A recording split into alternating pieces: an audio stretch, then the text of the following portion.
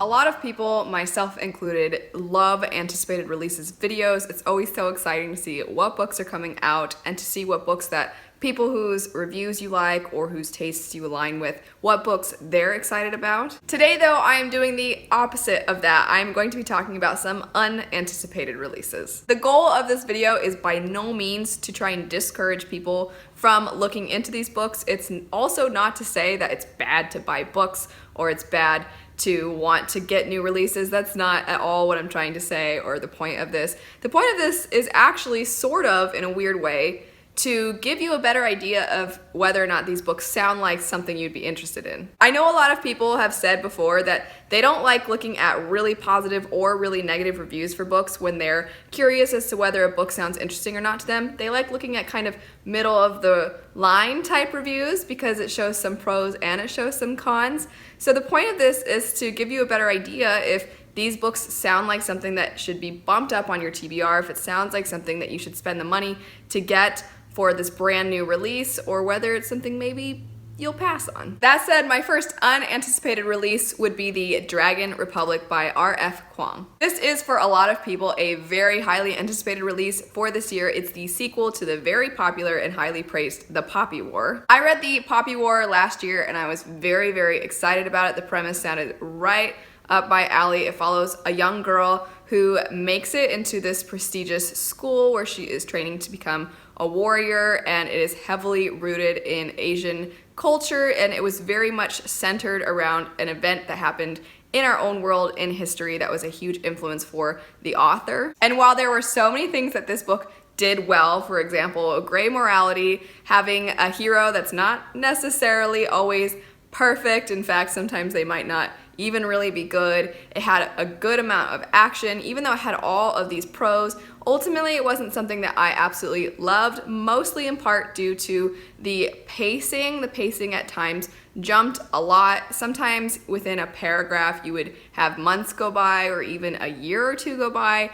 And that kind of pacing is just really hard for me to get past. I think the book is still one that a lot of people are going to enjoy. But for me personally, I'm a little neutral about the sequel. Not gonna lie though, the covers of those books are stunning. My next unanticipated release would be Crescent City by Sarah J. Maas. I want to be very clear in saying I have nothing against Sarah J. Maas's writing. I know a lot of people like to hate on it, and I think that is basically because the books have been so popular, and at some point when books reach the popularity that her books have reached, you get people reading them that wouldn't have normally read them, or you get people reading them that now it's almost impossible to ignore that level of hype, and it's almost impossible to meet the expectations that have been set. And also, it's just fun for some people. They feel really good about themselves to not like something that is popular. For me though, I am not falling into any of those categories. I would be perfectly willing to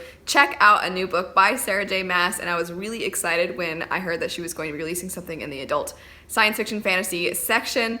But my only reservation was whether or not she was going to have just as much romance in these stories as she currently has in her A Court of Thorns and Roses series and her Throne of Glass series. And when I looked into it, it looks like it is going to contain just as much. I love a good romance in a fantasy story. I just don't like for the romance to take over the story or for it to be the main focus. And I personally have found that with her books, the ones that I've read, it really does feel like the romance is more at the forefront, and that is completely fine. It just doesn't really align with my personal taste. My next unanticipated release would be the next installment in the Black Prism series by Brent Weeks. I apologize, I think it is technically the Lightbringer series, but either way, I am not anticipating the newest installment of the series. I'm not planning on reading a bunch of the books in preparation for it to come out or anything like that, and it is purely because I read the first book and I did not like any of the characters. To be fair, I don't think these characters are written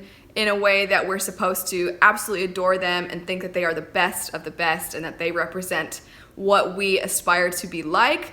I think they are intentionally gray, and in a lot of ways they're intentionally unlikable. But for me, I wasn't intrigued enough by any of the characters or found any of them likable even in their sort of villainous or gray ways to care about what happened next, and that is not because Brent Weeks failed to write an interesting story or interesting characters.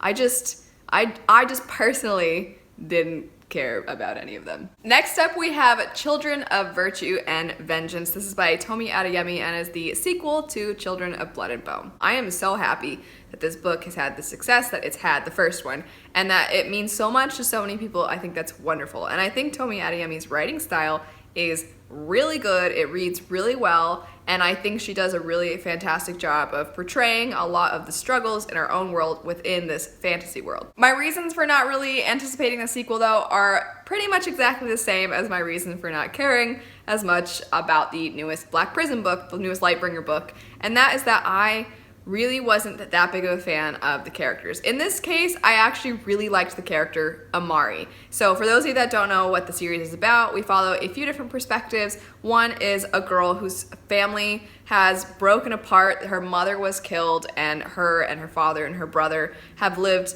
very suppressed lives due to the fact that they have magic. That character's name is Zaylee, but Amari, this other character, and her brother Inan are royalty, and they are part of the ruling class of people that have been the ones to suppress those with magic. And there is a chance that magic could come back, and that is kind of what ties all of our perspectives together. And Amari's perspective, I really enjoyed. I really liked seeing Amari's character growth throughout the story, but I found her brother Inan, I don't want to give away spoilers, but I didn't care for him. And I also didn't care for how cruel Zaylee was to the people that were trying to ally with her, yet she was pretty forgiving of the people that were supposed to be her enemies. And it kind of felt a tiny bit like she was willing to forgive some of her enemies because she had the hots for them. That is what it felt like a little bit, and that was frustrating. And like I said, I really only cared about Amari, but I don't think that that's enough for me to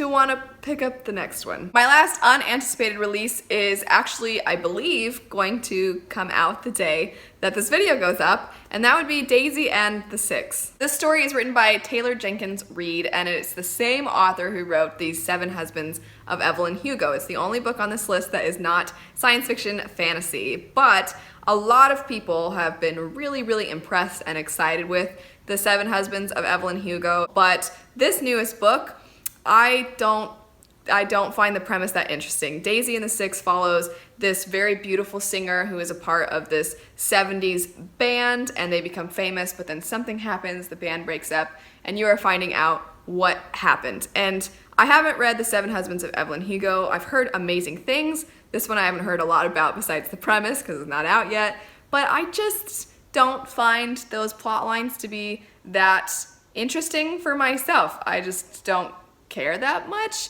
And while it's something that, because it's so good, it's piqued my interest, because so many people have said it's so good, it piques my interest. But at the end of the day, they just kind of sound like a drama, a movie that is a drama, or a TV show that's a drama.